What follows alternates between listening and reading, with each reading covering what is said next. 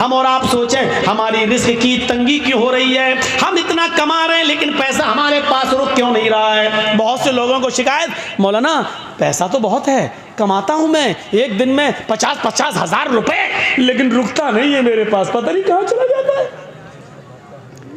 पता नहीं कहां चला जाता है। तेरे सवाल का जवाब दिया है कुरान ने। भाई हर आदमी को यही शिकायत है ना, पैसा तो आता है मौलाना, मेहनत तो करता हूँ, 500-600 हज़ार रुपए रोज कमाता हूँ, लेकिन यार जितना कमाता हूँ शाम तक कुछ नहीं बचता, मेरे हाथ में नहीं रहता है। कभी बेटा बीमार, कभी बेटी बीमार, कभी बाप बीमार, कभी अम्मा बीमार, कभी बीवी बीमार, या रुकता नहीं है।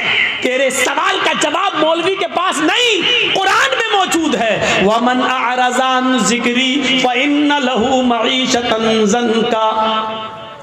तुम अल्लाह के जिक्र से मुंह मोड़ोगे, एराज करोगे, तो अल्लाह कहता हम तुम्हारी रोजी को तंग कर देंगे। आइए 2-3 मिसालें सुन लीजिए, बड़ी अच्छी मिसालें दे रहा हूं। ये रोजी को तंग करना ये क्या है और जिक्र से मुराद क्या है। वमन अअरज़ अन ज़िक्री, जिक्र से मुराद नमाज। अल्लाह ने सूरह जुमा में फरमाया फ़इज़ा क़ुज़ियतिस सलात या अय्युहल्लज़ीना आमनू इज़ा नूदिया लिस्सलाती फसआऊ इला ज़िक्रिल्लाह। जब तुम्हें जुमे की नमाज के लिए, जुमे की अजान के लिए बुलाया जाए, जुमे की अजान जब दी जाए, पुकारा जाए जुमे की नमाज के लिए, तो क्या कहा, फसआऊ इला ज़िक्रिल्लाह, तो तुम दौड़ पड़ो अल्लाह के जिक्र के लिए। इससे मुराद क्या है, नमाज के लिए, तो तुम चलो नमाज के लिए, जिक्र से मुराद नमाज। यहां अल्लाह ने क्या कहा, वमन अअरज़ अन ज़िक्री, जिसने मेरे जिक्र से एराज किया, मुंह मोड़ा, तो क्या कहा, फ़इन्न लहू मईशतन ज़ंका, हम उसकी रोज़ी तंग कर देंगे। एक बात याद रखिएगा, बहुत बहुत बहुत बड़े पॉइंट की बात बता रहा हूँ आपको। अल्लाह ने यहाँ ये नहीं कहा कि नमाज छोड़ोगे तो रोज़ी तंग कर देंगे। छोड़ने वाले का तो वो तो मुसलमान ही नहीं है, वो अपने आप को मुसलमान समझता रहे। मेरे भाइयों, अल्लामा इब्न बाज ने फतवा दिया है, सऊदिया के सबसे बड़े मुफ्ती ने, कि अगर बेनमाजी मर जाए तो उसकी जनाजे की नमाज न पढ़ी जाए, उसको मुसलमानों के कब्रिस्तान में दफन न किया जाए। एक औरत ने अब्दुल्ला इब्न बाज सऊदिया के मुफ्ती से सवाल किया कि मेरा शौहर बेनमाजी है, उसको मैं 2 साल से समझा रही हूं लेकिन वो फिर भी नमाज नहीं पढ़ता है, तो क्या मेरा अपने शौहर के साथ रहना जरूरी है। फरमाया बिल्कुल नहीं, 1 सेकंड में तुम अपने शौहर से अलग हो जाओ। उसने फिर पूछा कि मेरा शौहर मुझे तलाक नहीं दे रहा है, मैं क्या करूं।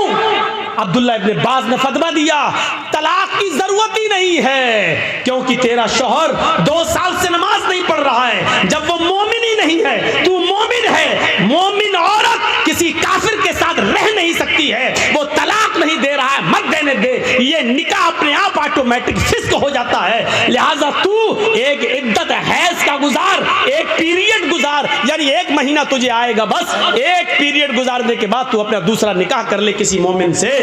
तलाक की जरूरत ही नहीं है, क्योंकि वो तेरा शौहर ही नहीं है। मेरे प्यारे साथियों, गौर करो, अल्लाह ने यहां क्या कहा है, नुक्ता याद रखिएगा, नुक्ता।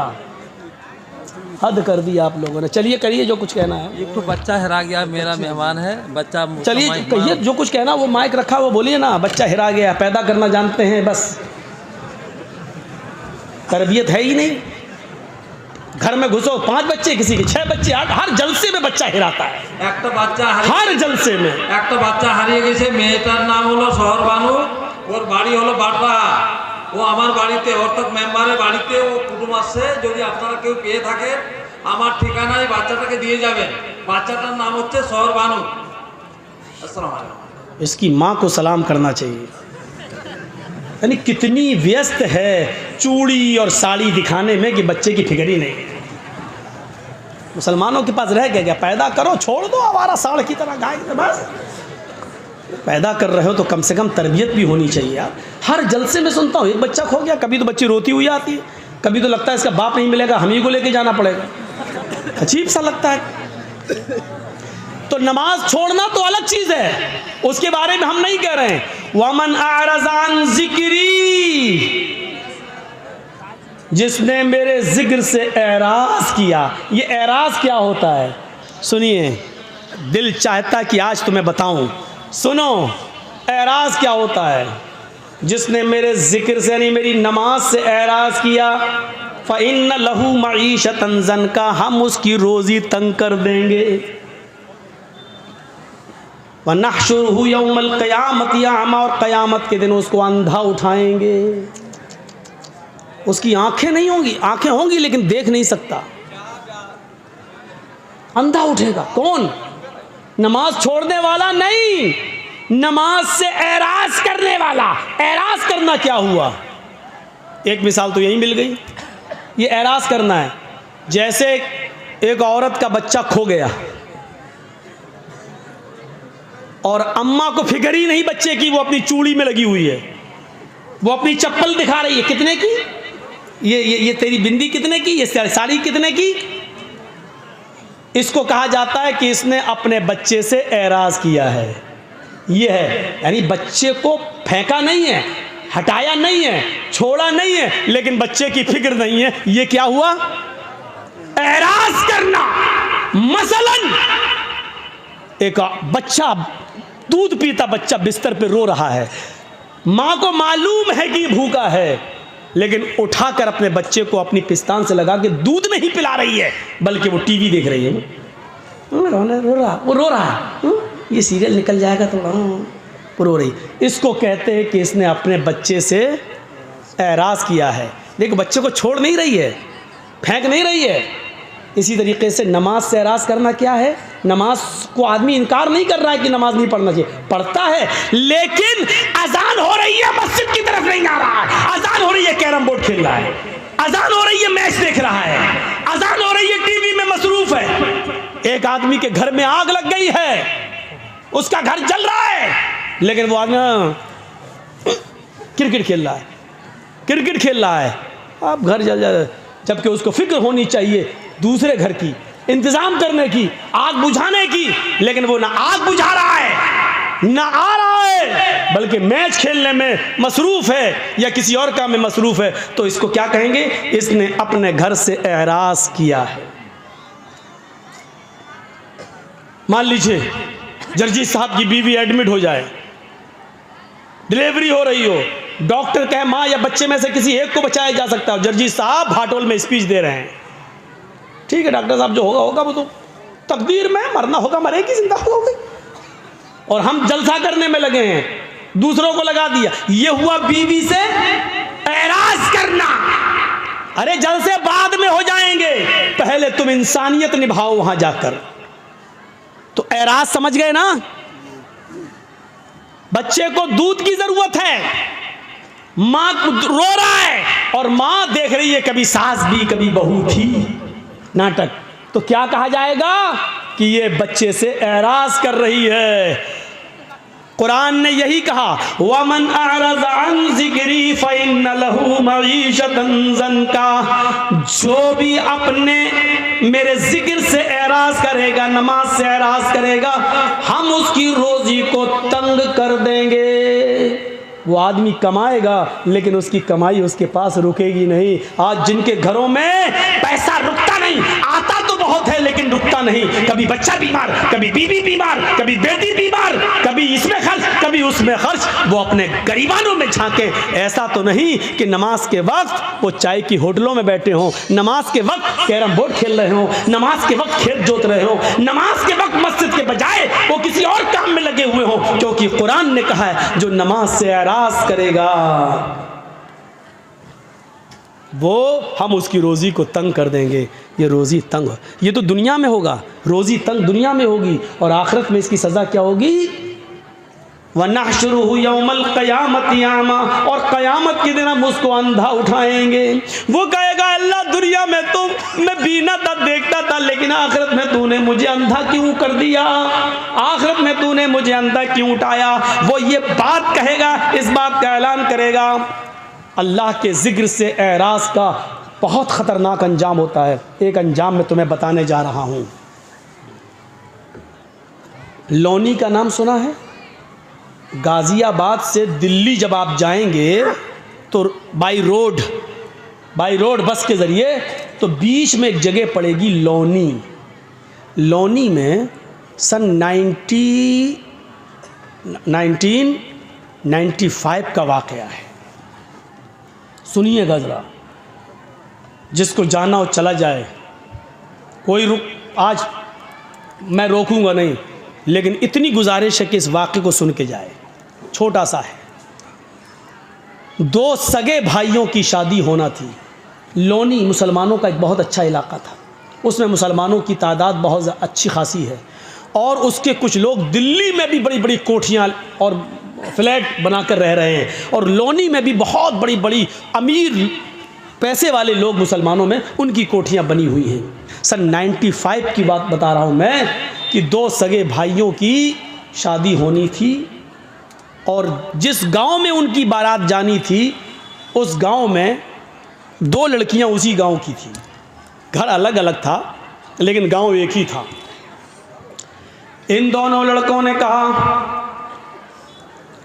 इन दोनों सगे भाइयों ने, चलिए कल हमारी बारात जाएगी, क्यों ना आज की रात हम नाच गाने में गुजारें। इन लोगों ने, इन दोनों भाइयों ने सन 1995 के अंदर दिल्ली के मशहूर जगह जो रेड लाइट एरिया कहलाता है, जहां तवाइफें रहती हैं, गाड़ी बुक करके 8-10 तवाइफों को बुलाया। 8-10 तवाइफें जब इस घर में आती हैं लोनी में, और फिर नाच और गाना चलता है। लड़के के यार दोस्त, लड़कों के यार दोस्त भी आए हुए हैं, और पूरी रात नाच चलता है, पूरी रात गाना चलता है। देखिए तो वो क्या हो गया है। ओ भैया चाय वाले, हमें तो लगा आग लग गई भाई। चाय वाला भी कमाने में लगा, जलसा सुन रहे हैं। बताइए सुनेंगे, जो चाय पी रहे होंगे वहाँ बैठ के सुनेंगे। फिल्म हॉल में तो पेशाब भी रोक के बैठ जाते हैं यहाँ बेचारे। अफसोस होता है, या अल्लाह, मुझे सिर्फ बिहार बंगाल में कहना पड़ता है, कभी हैदराबाद में हमें कभी किसी को कुछ नहीं कहना पड़ा, महाराष्ट्र में कभी नहीं कहना पड़ा, कश्मीर में कभी नहीं कहना पड़ा, तमिलनाडु में कभी नहीं कहना पड़ा, पंजाब हरियाणा राजस्थान कभी किसी को नहीं कहना पड़ा। ये सब हमें यहाँ कहना पड़ता है, इन 2 में 3 में, बिहार बंगाल झारखंड, इनके अलावा कहीं नहीं किसी को डांटना पड़ता, ना फटकारना पड़ता। बहुत सिस्टम, मौलाना लोगों के लिए भी रास्ता अलग से, पब्लिक एक भी ना सेल्फी ले सकते ना, अलग से ले गए, अलग से लाए, उनका अलग रास्ता, औरतों का रास्ता अलग, मर्दों का अलग, ना औरतें मर्दों में मिल पाएंगी ना मर्द औरतों में मिल पाएंगे। बड़ी अजीब सिस्टम होती है यहाँ तो, पता नहीं क्या सिस्टम है। वो चाय बेच रहा है, वो देखो वो उठ के भाग रहा है, देखिए अब उसको पेशाब लग रहा है। ये सूरत हाल होती है यहाँ पर, क्या किया जाए। सामने से और उठते हैं तो और तकलीफ होती है मुझे यार। एक बार हैदराबाद के अंदर एक आदमी आया, सामने से उठा, मैंने समझा पेशाब करा, सीधे स्टेज पे आया, माइक पकड़ लिया मेरा, उठा के फेंक दिया पूरा माइक। ऐसा बोलता है, लगा कुर्सियां फेंकी, अंडे चले, टमाटर फूटे, आलू, ये सब। तो उसी वक्त से डर लगने लगा, जो भी उठता मुझे लगता कहीं माइक ना पकड़ ले। भाई जो चीज़ दिमाग में बैठी है वो इतनी आसानी से नहीं निकल सकती है ना। मैं भी इंसान हूँ, तो मत उठा करो, उठना हो तो पीछे बैठा करो। अब ये देखो, ये देखो, हद हो गई। इन्ना लिल्लाहि व इन्ना इलैहि राजिऊन। फिर मिसाल देना पड़ती है कुत्ते की पूंछ वाली। 100 साल तक रखो सीधा करने के लिए पाइप में, 100 साल के बाद निकालो तो सीधी हो गई होगी, नहीं वो टेढ़ी ही निकलेगी। वही हाल होता है अल्लाह के बंदे। तो वो रात भर नाच चला, सुनो बड़ा जबरदस्त वाकया, रात भर नाच चला, रात भर गाना चला, और इतनी रात चला कि पूरी सुबह सादिक हो गई और मुअज्जिन ने अजान की आवाज दे दी, अल्लाहु अकबर अल्लाहु अकबर। तवाइफों के अंदर इतना एहतराम था कि जैसी अजान की आवाज आने लगती है, मस्जिद के अंदर से तवाइफों ने नाचो गाना छोड़ दिया, वो रुक गई। लेकिन इन दोनों लड़कों ने, जिनके सर पर आज सेहरा बंधेगा, इन दोनों लड़कों ने उन तवाइफों से पूछा, ये पायलों की छनकार क्यों रुक गई है, ये नाच न क्यों बंद हो गया है। उन तवाइफों ने कहा, नौशे मियाँ अजान हो रही है, हम लोग भी मुसलमान हैं, अगरचे गलते काम करते हैं लेकिन इतना तो जानती हूँ कि अजान का एहतराम होना चाहिए। ये अजान हो रही है, अजान हो जाने दीजिए, उसके बाद हम अपना काम शुरू कर देंगे। इन दोनों लड़कों ने कहा, अजान दिन भर में 5 मरतबा होती है, ये तो होती रहेगी, लेकिन तुम थोड़ी रोज आओगी।